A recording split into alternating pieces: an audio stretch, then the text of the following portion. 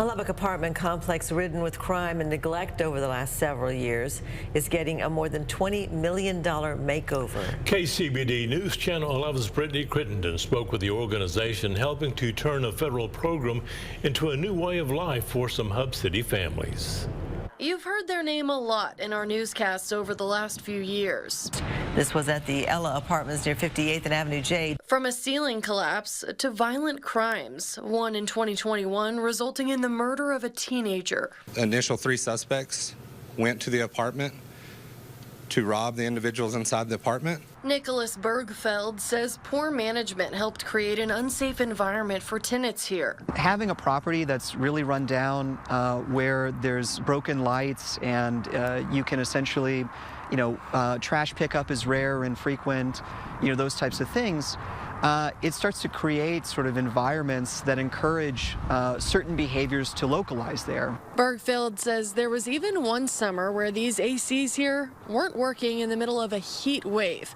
We spoke to some residents who didn't want to go on camera, but they're really excited about these changes coming. The Ella, to me, is a great story of how this type of situation can be avoided when public-private partnerships are able to really function well and everybody rolls up their sleeves to figure out a solution to a long-standing problem. That solution starts with the Lubbock Housing Finance Corporation.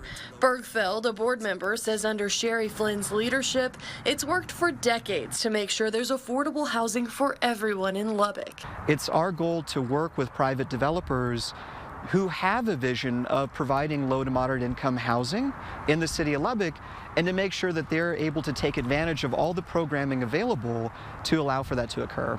As for the Ella Apartments, that work resulted in $22 million in tax-exempt revenue bonds from the federal government, a $1.75 million grant from the Federal Home Loan Bank of Dallas, and the use of low-income housing tax credits. So this is unlocking federal dollars, state-level dollars, because the fact that there's great professionalism and leadership here to go after those types of opportunities. The Elizabeth Property Group out of Dallas will use that money to pour tens of thousands of dollars into each unit and commit to renting the vast majority out to low to moderate income families. The motion to approve passes unanimously.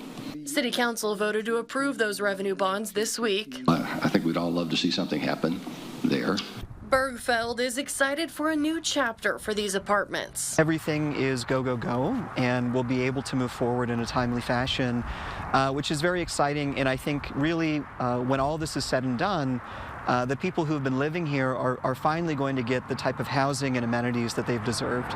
And more importantly, the people inside. Brittany Crittenden, KCBD News Channel 11.